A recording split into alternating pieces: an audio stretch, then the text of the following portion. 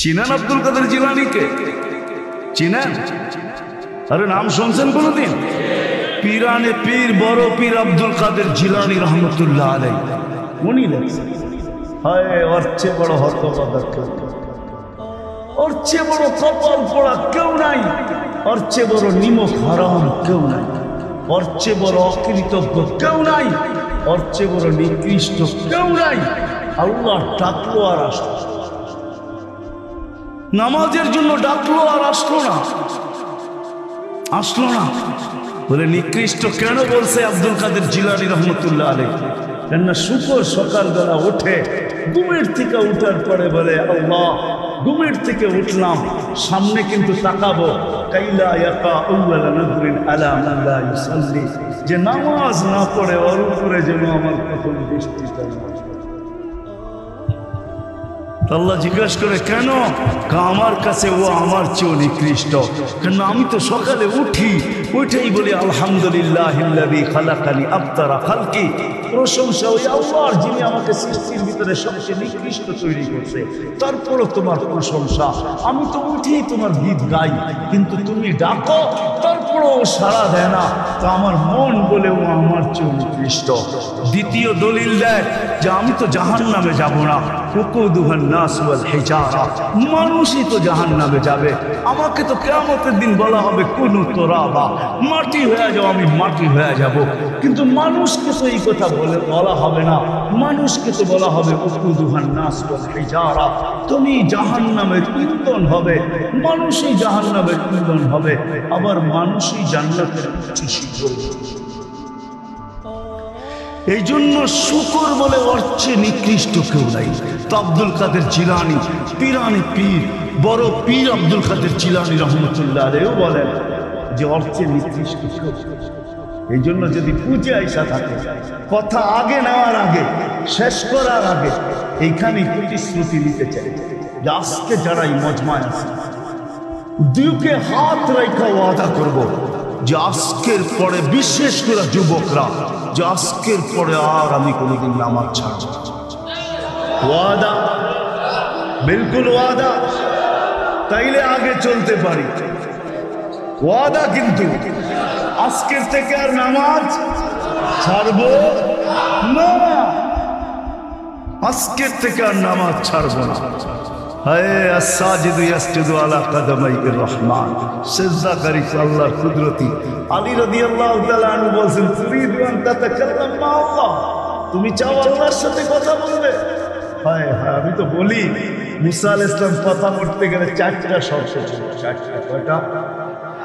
তুর পাহাড় হইতে হবে, এছাড়া কথা বলতে পারতো না।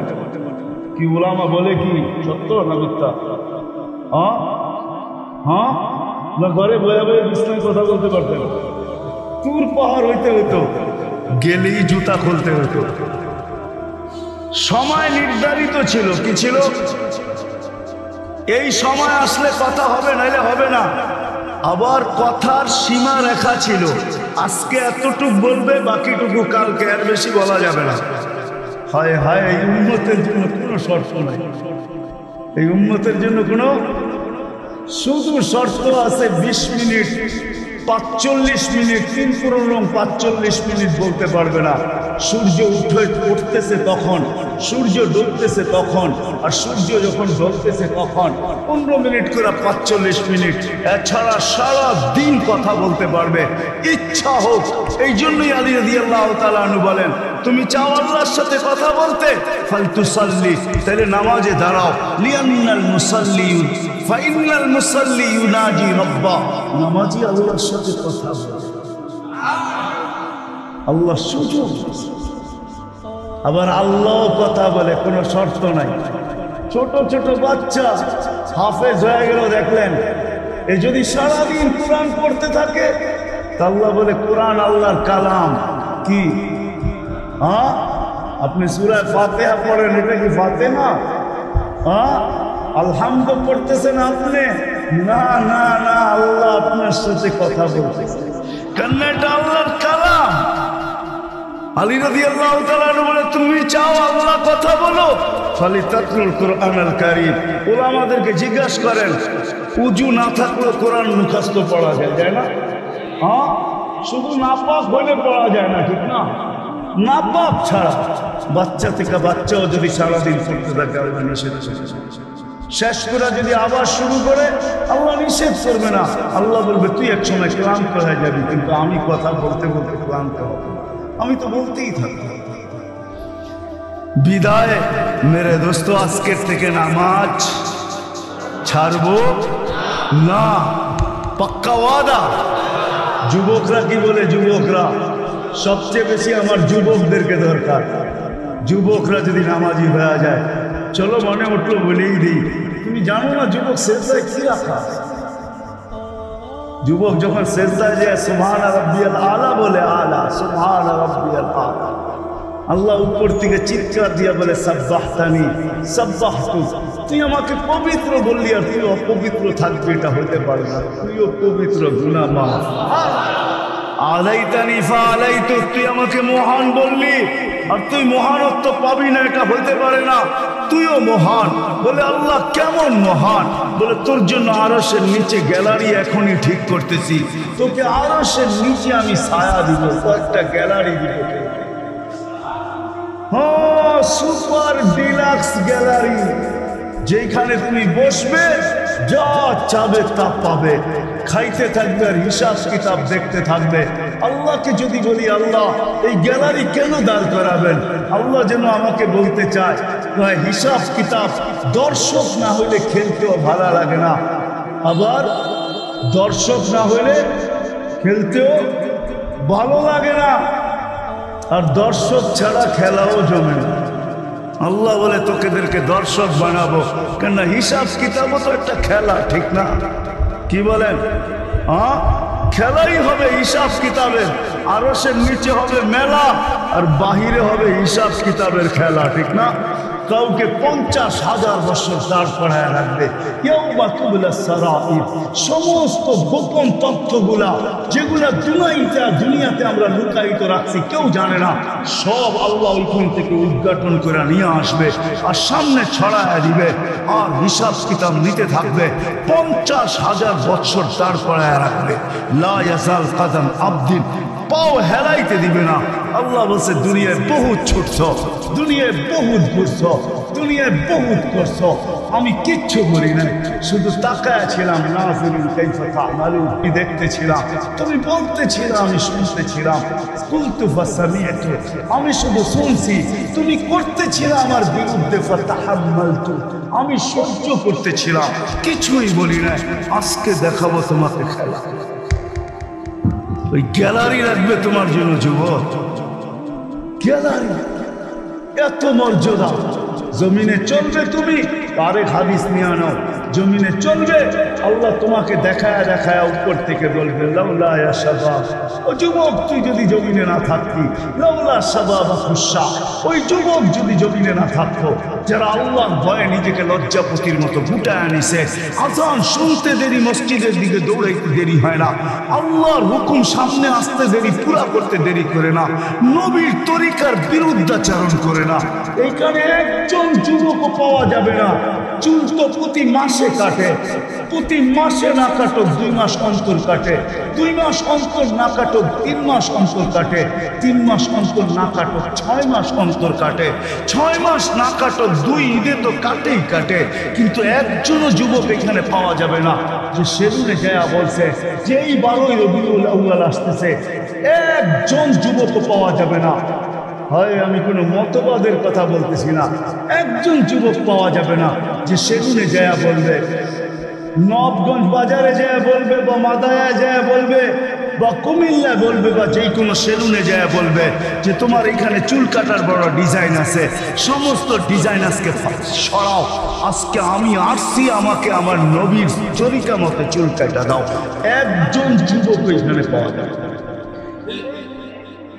যেই যুবকের জীবনে বলছে যে আমাকে নবীর তরিকা মতো আজকে চুল কাটা দাও, আজকে কোনো স্টাইল না, মুহাম্মদুর রাসূলুল্লাহ।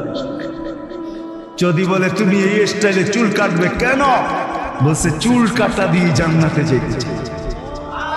হ্যাঁ হ্যাঁ সত্য এটাই, হাদিসে আছে মান তামাসসাকা বিসুন্নতি ইনদা ফাসাদি উম্মতি তামাসসাক, বোঝেন? আগে গ্রামগঞ্জে ছিল শাখো, শাখো ছিলেন?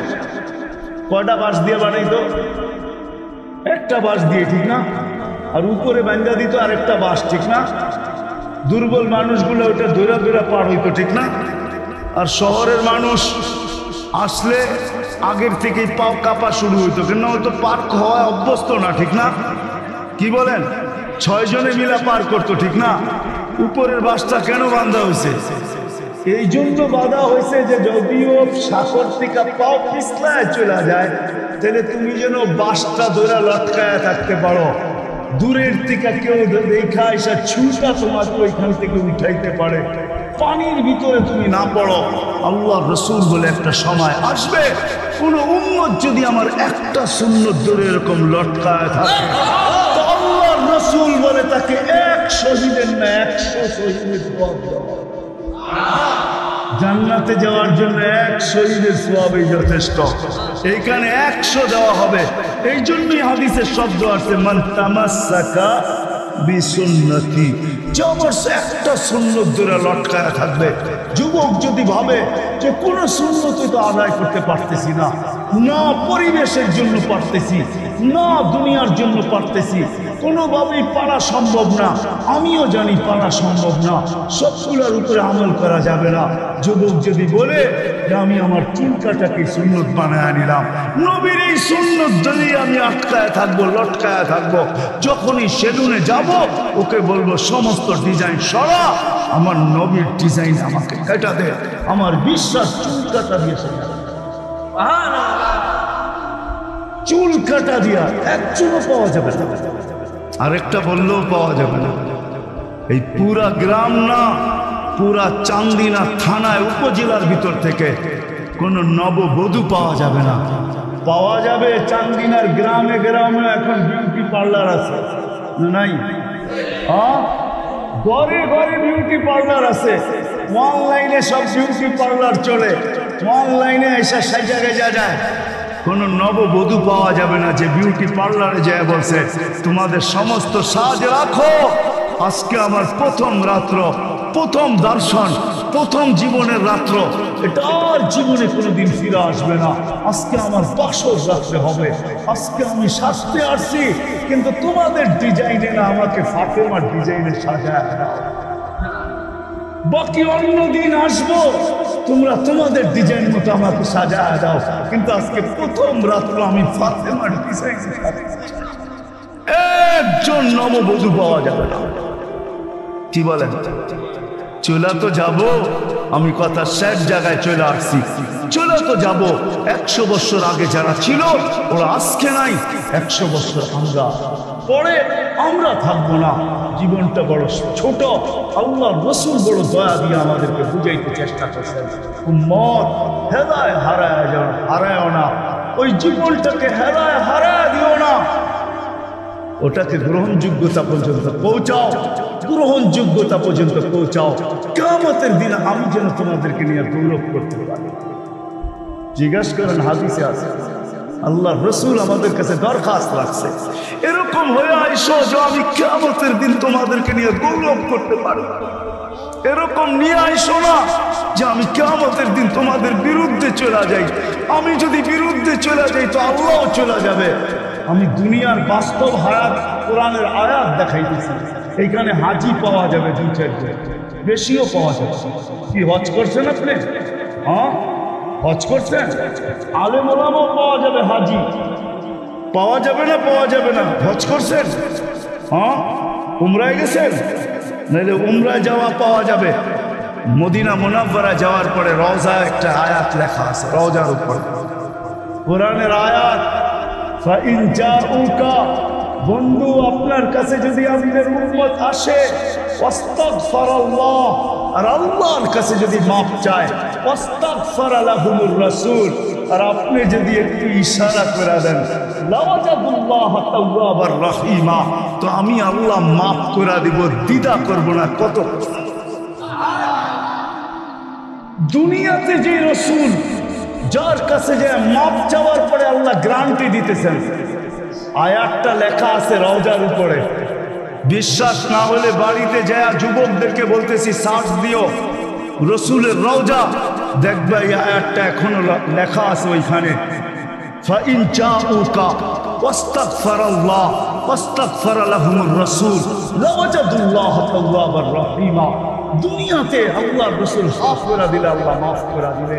তো আল্লাহর রাসূল বলতে দুনিয়ার জীবনটাকে এরকম নিয়ে আইসো না, আমি যেন গৌরব করতে পারি এরকমই নিয়ে আইসো। এরকম নিয়ে আইসো না যে কিয়ামতের দিন আমি তোমাদের বিরুদ্ধে চলে যাব। আমি যদি বিরুদ্ধে চলে যাই আর কেউ তোমাদের পক্ষে থাকবে না। এই জন্যই কোরআনে আরেক আয়াত আমাদেরকে চিৎকার দিয়া বুঝাইতে চাইতেছে, রব্বি ইন্না কওমি ইত্তাখাযু হাযাল কুরআনা মাহজুরা। ও আল্লাহ, উম্মতকে চোখের পানি ঝরায় ঝরায় বুঝাইছে। আমি যে চান্দিনার মানুষকে কেমনে বুঝাবো আমি বুঝাইতে পারতেছি না। কেমনে বুঝাইলে আপনারা বুঝবেন? যে রসুল দুনিয়ার থেকে যখন বিদায় নিতেছে তো জিবরিল আলাইহিস সালাম কাঁদতে কাঁদতে আসছেন। আমি হাদিসকে শর্ট করতেছি। আল্লাহ রসুল জিজ্ঞাসা করতেছে, আকাব কিয়া জিবরিল, আপনি কাঁদেন কেন? বলে আজকেই শেষ দিন, আর কোনোদিন ওহী আনার জন্য যাওয়া হবে না। আর ওহীর কারণে যে নৈকট্যময় পৌঁছতে পারতাম আর কোনোদিন পৌঁছতে পারবো না। আজকেই আমার শেষ, চাকরি শেষ, আমি এলপিআরে চলে যাব। ওই নৈকট্যময় জায়গায় যাওয়া হবে না, আর কিয়ামত পর্যন্ত কোনো নবী আসবে না। বিদায় কোনো নবীর দুয়ারে আমার আশা হবে না। আজকেই শেষ বিদায়, এলপিআরে যাইতে চলছি। ১৬,৩১৩ জন রসুলের কাছে আমার আনাগোনা ছিল, এই জন্য আমার চোখের পানি। তারপরে জিবরিল প্রশ্ন করছে, অর্থাৎ কি আনতা, আপনি কেন কাঁদেন? আমারটা তো জবাব দিলাম, আপনি জবাব দেন। তো চোখের পানি আরো বেড়ে গেছে। বলতেছে জিবরিল, এক প্রশ্নের জবাব এখনো বাকি। বলছে সেই প্রশ্ন কি? বলে ফামাল লিবাদি লি উম্মতি, আমার পরে আমার উম্মতকে কে দেখা রাখবে, কে বুকে জড়ায় রাখবে, কে পাহারা দিয়া রাখবে? আমি তো ছিলাম উম্মতের কান্ডারি, চলে তো যাব, মালাকুল মউত দাঁড়ানো আছে, অনুমতি দিতে দেরি, বুকে হাত দিতে দেরি করবে না। তুমিও বলতেছো আল্লাহ অপেক্ষায় আছে, আল্লাহু ইয়ান্তাযিরু, আল্লাহ আপনার অপেক্ষায় আছে। ঊর্ধ্ব জগতে খুশির বন্যা চলতেছে, সমস্ত ফেরেশতা আরশ পর্যন্ত ঝুলতেছে। একটু পরে বন্ধুর কাছে চিরদিনের জন্য চলে আসবে। পরের হাদিসের শব্দ আমাদেরকে এটি বুঝায়। তো জিবরিল আলাইহিস সালাম বলতেছে, আপনি কাঁদেন কেন? বলছে এক প্রশ্নের উত্তর এখনো বাকি, আমার পরে উম্মতকে কে দেখা রাখবে, কে পাহারা দিবে? আল্লাহ জবাব পাঠাইছে, লা আতরুকু উম্মাতাকা ওয়াহদা ওয়ালা আতরুকু উম্মাতাকা ফারদা, আপনার উম্মতকে আমি একা ছাড়বো না, আমি দেখা রাখবো, আমি উম্মতকে পাহারা দিয়া রাখবো। কেমন বন্ধু জানেন? ওলামা আছে, এই জন্য বলতেছি, কিয়ামতের প্রত্যেক দিন জুমার সময় আপনাদের খতিবরা খুতবার ভিতরে এটা পড়ে, ইন্নাল্লাহা মালাইকাতাহু ইউসাল্লুনা আলান নবী ইয়া আইয়ুহাল্লাযীনা আমানু সাল্লু আলাইহি ওয়া সাল্লিমু তাসলিমা। পড়ে না ওলামায়ে কেরাম কিভাবে বুঝছে আমি জানি না, আমি অন্যভাবে বুঝছি। এই আয়াত আমি অন্যভাবে বুঝছি। ওলামায়ে কেরাম বলবে আল্লাহ আমাদেরকে দুরূদ পড়ার হুকুম দিছে, আমিও বলবো হুকুম দিছে, কিন্তু আমি এটা অন্যভাবে বুঝছি। আমি যদি এই আয়াতের ভিতরে 3টা প্রশ্ন আছে, আমি যদি আল্লাহকে প্রশ্ন করি, আল্লাহ একদিন তো আমরা মরে যাব, আপনার বন্ধুর উপরে দুরূদ কে পড়বে? দুরূদ কি বন্ধ হয়ে যাবে? তো আল্লাহ বলে, বেওকুফ তুই দেখলি না ফেরেশতা আছে মধ্যখানে? তো আমি যদি আল্লাহকে প্রশ্ন করি, আল্লাহ কিতাব তো আমাকে এটাও বলে যে ফেরেশতাও একদিন মারা যাবে, মালাকুল মউতও মরবে, তারপরে আমাদের নবীজির উপরে দুরূদ কে পড়বে? তো আল্লাহ বলে, জাহেল তুই কি দেখলি না, ইন্নাল্লাহ, আমি আল্লাহ পড়তে থাকবো, আনা হাই লা আমুত, আমি চিরঞ্জীব, আমি পড়তে থাকবো। বন্ধুর দুরূদ আমি কখনো বন্ধ হইতে দিব না। আমি এইভাবে এই আয়াত বুঝি। বন্ধুর কত বড় বন্ধুত্ব! তো বলছে, বন্ধু আপনার উম্মতকে আমি একা ছাড়, চোখে পানি নিয়ে দুনিয়ার থেকে বিদায় নিতেছে। ওই উম্মতকে বলতেছে, উম্মত কিয়ামতের দিন এরকম আইসো যে আমি গৌরব করতে পারি, এরকম আইসো না যে আমি তোমাদের বিরুদ্ধে চলে যাই। কথা আমার শের যদি বুঝে আইসা থাকে, এটার জন্যই 12ই রবিউল আউয়াল, এটার জন্যই মুহাম্মদুর রাসূলুল্লাহ সাল্লাল্লাহু আলাইহি ওয়াসাল্লামের আবির্ভাব। আমরা যেন কিয়ামতের দিন গৌরবময় হয়ে যাই, আল্লাহর রাসূল যেন আমাদেরকে নিয়ে গৌরব। যেমন আল্লাহ রাসূল বলছিলেন কিয়ামতের দিন আল্লাহ নারাজ হবে, কার আমল দিয়ে আল্লাহর গোসাকে রাতকে আমি ঠান্ডা করব জানো? আমি আবু বকরের আমল নামা আগে করে দিব, আবু বকরের আমল নামা দেখে আল্লাহর রাত ঠান্ডা হয়ে যায়। হ্যাঁ হ্যাঁ, সত্য এটাই, সত্য এটাই। এরকম সত্য হাজারো আছে হাদিসের ভিতরে। এক একজনকে দেখা আল্লাহ রাত ঠান্ডা হয়ে যাবে। হায় হায়, আছে আছে, হাদিসে আছে। সামনে রোজা আসতেছে, রমজানে যারা গরমের ভিতরে রোজা থাকবে আর এটাকে কষ্টসাধ্য মনে করবে না, এটাকে গৌরবের বিষয়, নৈকট্যের বিষয় মনে করবে, আল্লাহ কিয়ামতের দিন সকালে এদেরকে ইফতার করাবে। এবার বোঝেন আল্লাহর পেঁয়াজু কিরকম হবে, আল্লাহর বেগুনি কিরকম হবে, আল্লাহর মুড়ি ভর্তা কিরকম হবে, আল্লাহর জিলাপি কিরকম হবে। আল্লাহ ইফতার করাবে। ইফতার কি করাবে? হ্যাঁ, ওটা বাবরচি দিয়া পাক করবে না, কুদরত দিয়া পাক হবে, কুদরত দিয়া। আল্লাহ বলে দুনিয়াতে কষ্টের রোজা রেখে আসছে উম্মতে মুহাম্মদ। এই জন্য নবীর আদর্শকে শিখে, নবীর আদর্শই আমাদেরকে ওই গৌরবময় জীবন দিতে পারে। নবীর আদর্শের সবচেয়ে বড় জিনিস যেটা নামাজের স্বীকারোক্তি দিয়েছেন, এরকম প্রত্যেকটা সুন্নত নবীর আদর্শ। কোরআন আমাদেরকে এটি শিখায়। এই জন্য নবীর আদর্শের উপরে উঠব। কি বলেন, উঠবো তো? পাক্কা ওয়াদা? কথা কিন্তু শেষ হয়ে গেছে, আর উঠাউঠি না করি, শেষ কথা। আল্লাহ আমাদেরকে কবুল করেন। কিন্তু যদি প্রশ্ন করেন নবীকে পাবো তো পাবো কোত্থেকে? উনি তো দুনিয়ার থেকে চলে গেছেন 1433 বছর, 34 বছর হয়ে গেছে দুনিয়ার থেকে চলে গেছেন। দুনিয়ার থেকে চলে গেছেন, ওনাকে কোত্থেকে পাবো? 1434 বছর, এখন 1444 চলতেছে। 10 হিজরিতে দুনিয়ার থেকে চলে গেছেন, এখন কোত্থেকে পাবো?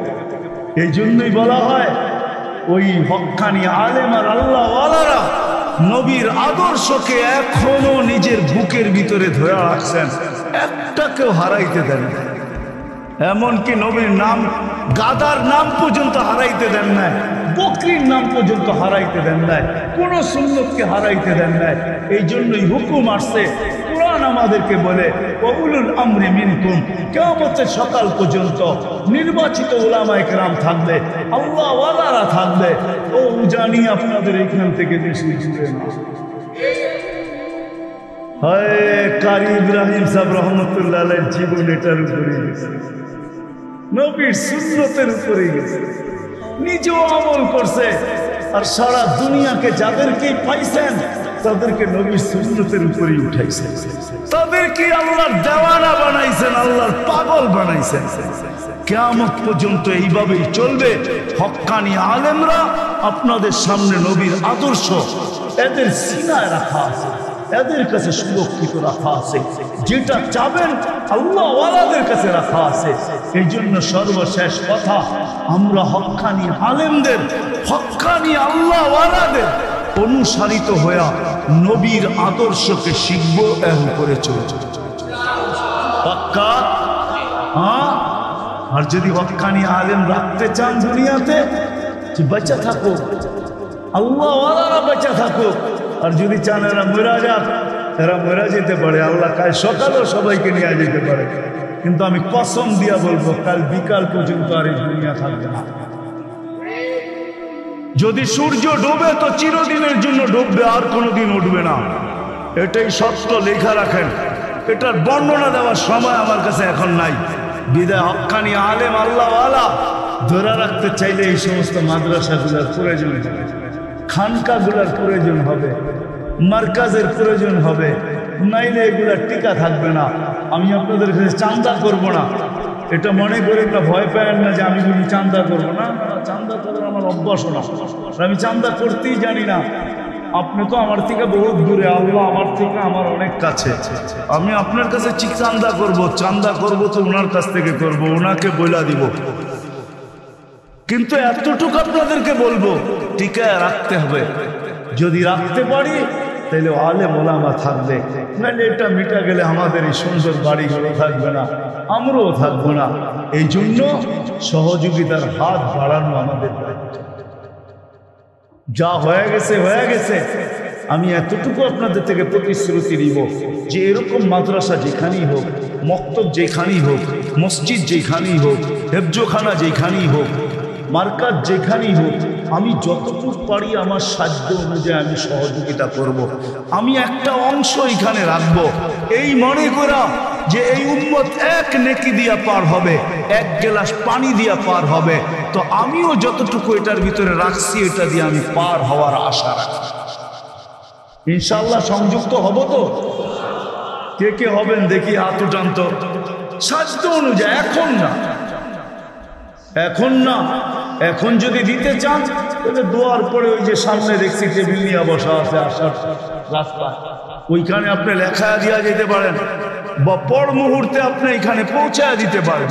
সত্য এটাই, যেই এটার সাথে সংযুক্ত রাখবে এক নেকি দিয়ে যদি জান্নাতে যায়, তো মাদ্রাসার সংযুক্ত, মক্তবের সাথে সংযুক্ত, হেফজোখানার সাথে সংযুক্ত, মসজিদ আর খানকার সাথে সংযুক্ত, মার্কাজের সাথে সংযুক্ত হবে। আর এ জান্নাতে যাবে না এটা বলা নাই, বরং এও জান্নাতে।